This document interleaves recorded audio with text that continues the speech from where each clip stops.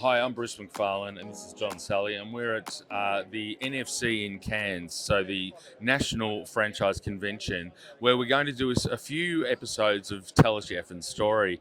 We're here with Stuart Harley, who's the CEO of Computer Express. So we've come all the way from the UK to come out here to this conference. So what brought you here, mate?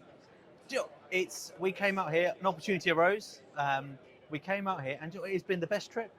I've absolutely loved it. He's hungover. Yeah, you know. So he's getting right into, of course, being English, you're getting right into it. So tell us a little bit about your business first. We'll get into a serious question before John will ask you random questions. So tell us a little bit about the business. So Computer Xplorers is a children's education brand. We teach children from 3 to 16, but every aspect of computing. Everyone gets stuck on sort of computing just being a coding thing, but it's not. It's so creative that you think there's not a job in the world that is not going to involve technology somewhere in the next 10 years. Yeah. And when you can go, actually, let's get some kids and let's create something in graphic design. They don't realise what they're doing, but it's such a skill for the future. You can code, you can build a robot, you can engineer. They have so much fun with it, and it's all hands-on, active discovery kind of learning. So what have you got at home now? How many franchises have you got around the place? So we've got 32 in the UK. We're projected to be 40 by the end of the year. Wow. And US, anything there, or anything outside UK? 9 in the US and 1 in Dubai. Yeah. Just to give the UK kind of numbers, we see about 30,000 children a week. Mate, that's amazing. So it's good fun. And what about plans? So the growth? You're here obviously because you are looking at the Australian market, I guess, not just here for the beer and to see the koalas. That's been good though. So growth plans for Australia. What's the plans? So we're coming over here. The trip was to learn and explore at the same time, because the one thing that got me is that as I flew over from Dubai and I looked down and see there's still 4 hours on the clock to go, I've just started on Australia. I've still got 4 hours of my flight to go to over 2,500 miles it was. I remember thinking, oh shit, that's a long way. And when are you heading back? What's the plan? Tomorrow I head back to Sydney. Yep. And then 6 o'clock next morning, back to Dubai. Cool. And so what do you think about the market out here from what the research, because I know you're out here with Richard, he sort of knows the market pretty well. What do you think? What's the opportunity? I think the opportunity is great. I think, the bit I've really noticed, the culture, first of all, has been fantastic. Everyone here just tells you what they think. Yeah. What a great start. Sometimes what you don't want to know, but that's it. I'm cool with that. You've met my wife. Oh, we talked about that over dinner, didn't we? Get bossed around at work and bossed around at home.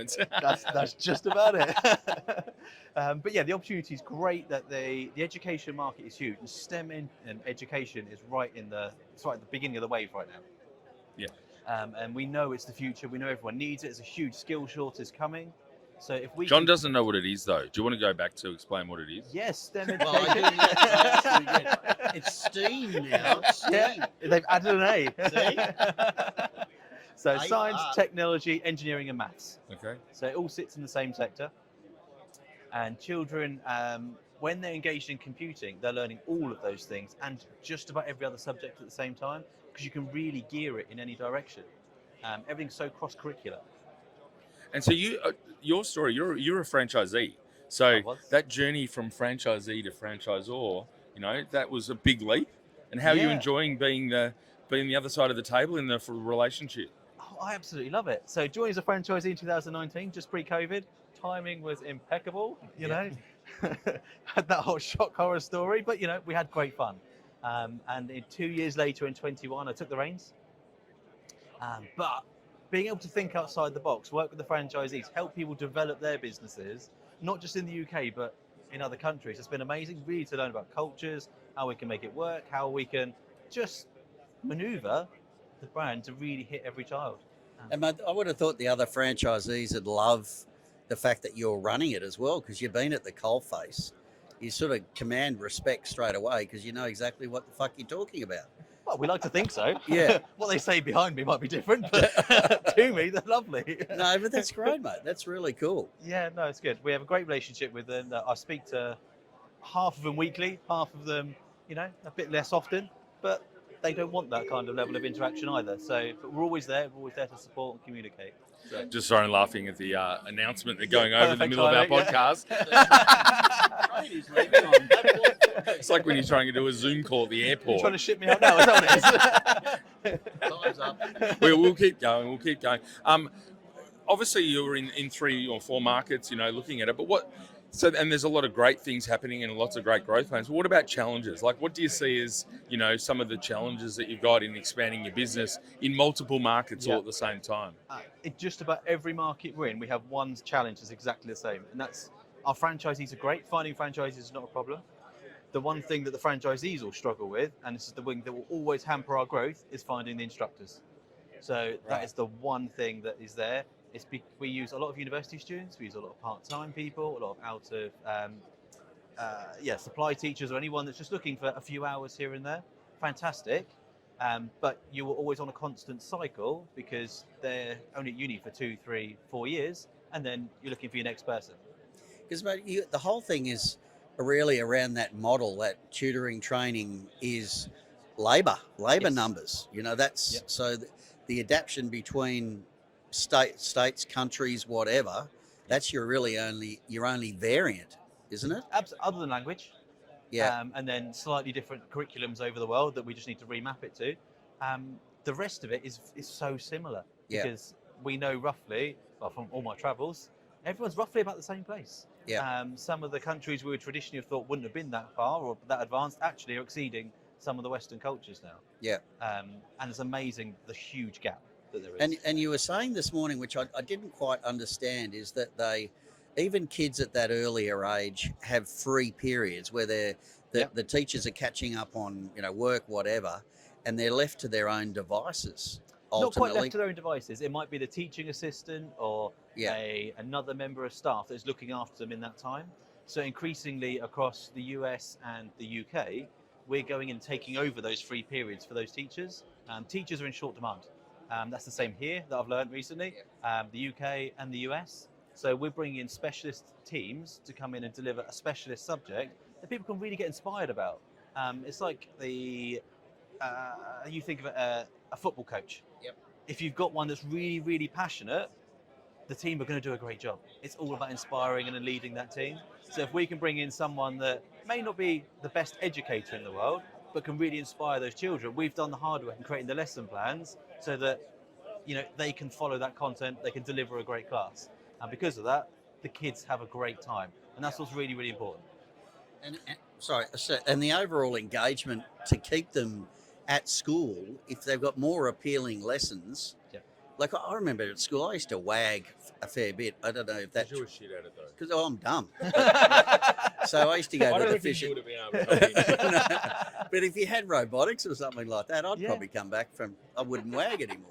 Yeah, well, there you go. So for instance, if you were into football, then we can do a football kind of map. We've got a great partnership with Sphero.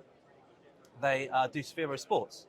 So actually with that, they have a giant football pitch and the kids all have a robot and the challenge is to score a goal, beat the other team. So we're just playing. It's a lot of personalization. And that's the one area that the whole education system everywhere, and that's down to capacity, has not managed to grasp, is that personalization. Being able to hit that child what they're good at and what their interests are. The last question we'll do, because we've taken up a bit of your time and it is lunchtime, you want to get some more food and the drinks will be starting soon, so he'll be into that. But just like, I know you haven't been here very long, but some global trends, between what's happening in the UK compared to what's happening in the US compared to Australia. Is there anything that you can reflect on that even between those two markets, given you haven't been here long, or things that you think are happening over there that aren't really happening here? I think slowly, the US is far more advanced in franchising than the UK. UK, the franchising was almost a dirty word for quite a while. It still is to a certain extent. People don't understand it. So it's a real education piece going on.